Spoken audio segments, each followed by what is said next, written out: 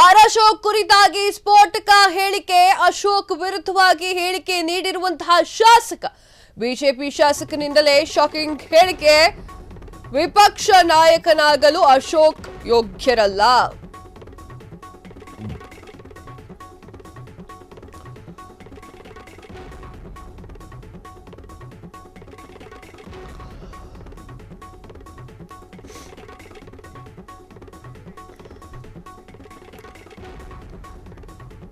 BJP ನಾಯಕನಿಂದಲೇ ಭಾರಿ ವಿರೋಧ ವ್ಯಕ್ತವಾಗ್ತಾ ಇದೆ. ಹಾಗಾದ್ರೆ ಆ ಬಿಜೆಪಿ ಶಾಸಕ ಯಾರು? ಈ ರೀತಿ ಹೇಳಲು ಕಾರಣ ಆದ್ರೂ ಏನು? ಎಸ್, ಆರ್ ಅಶೋಕ್ ಅವರು ವಿಪಕ್ಷ ನಾಯಕನಾಗಲು ಯೋಗ್ಯರೇ ಅಲ್ಲ ಅನ್ನುವಂತಹ ಮಾತನ್ನ ಆ ಒಂದು ಬಿಜೆಪಿ ಶಾಸಕರು ಹೇಳಿದ್ದಾರೆ. ಹಾಗಾದ್ರೆ ಯಾರ ಬಿಜೆಪಿ ಶಾಸಕ? ಇತ್ತೀಚೆಗೆ ವಿರೋಧ ಪಕ್ಷದ ನಾಯಕ ಬದಲಾವಣೆ ಸುದ್ದಿ ಆಗ್ತಾ ಇತ್ತು. ಆರ್ ಅಶೋಕ್ ಅವರನ್ನ ಬದಲಿಸಿ ಅಂತ ಹೇಳಿ ಹೈಕಮಾಂಡ್ಗೆ ಸೂಚನೆ ಕೂಡ ನೀಡಿದ್ರು. ಈಗ ಮತ್ತೆ ಬಿಜೆಪಿ ಶಾಸಕನಿಂದ ವಿವಾದಾತ್ಮಕ ಹೇಳಿಕೆ. ಆ ಶಾಸಕ ಬೇರಾರೂ ಅಲ್ಲ, ಎಸ್.ಟಿ. ಸೋಮಶೇಖರ್.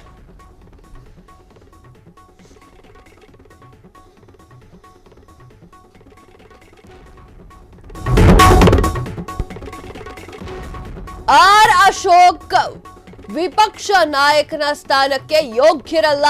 ಬಹಿರಂಗವಾಗಿಯೇ ಹೇಳಿಕೆಯನ್ನ ನೀಡಿರುವಂತಹ ಎಸ್.ಟಿ. ಸೋಮಶೇಖರ್ ಅವರು ಬಿಜೆಪಿಗೆ ಟೀಕಿಸಿ ಕಾಂಗ್ರೆಸ್ ಪರವಾಗಿ ಬ್ಯಾಟ್ ಬೀಸಿದಂತಹ ಎಸ್.ಟಿ. ಸೋಮಶೇಖರ್ ಕಾಂಗ್ರೆಸ್ಗೆ ಸೇರ್ತಾರೆ ಎನ್ನುವಂತಹ ಸುದ್ದಿ ಜೋರಾಗಿದೆ. ಇಲ್ಲ, ಅವ್ರು ಸೇರೋದಿಲ್ಲ. ಎಸ್.ಟಿ. ಸೋಮಶೇಖರ್ ಅವ್ರು ಹೇಗೆ ಅಂತಂದ್ರೆ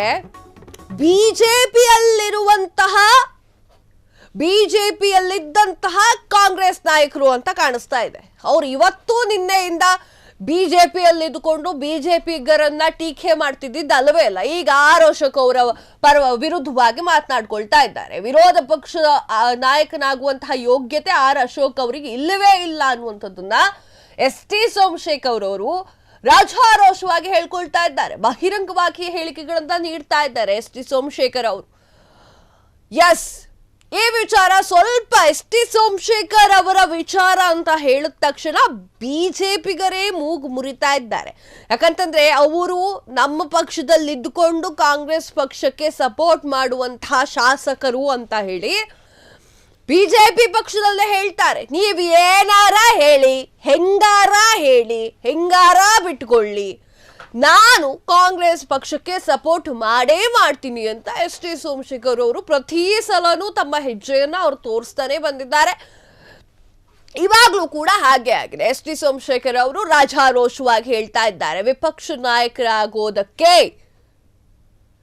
ಆರ್ ಅಶೋಕ್ ಅವರಿಗೆ ಯೋಗ್ಯತೆಯೇ ಇಲ್ಲ ಅನ್ನೋದನ್ನ ಕಾಮನ್ ಆಗಿ ಹೇಳ್ಬಿಟ್ಟಿದ್ದಾರೆ. ಈಗ ಅದು ಬಿಜೆಪಿ ಪಾಳೆಯದಲ್ಲಿ ಚರ್ಚೆಗೆ ಆಗ್ತಿರುವಂತಹ ವಿಚಾರವಾಗಿದೆ.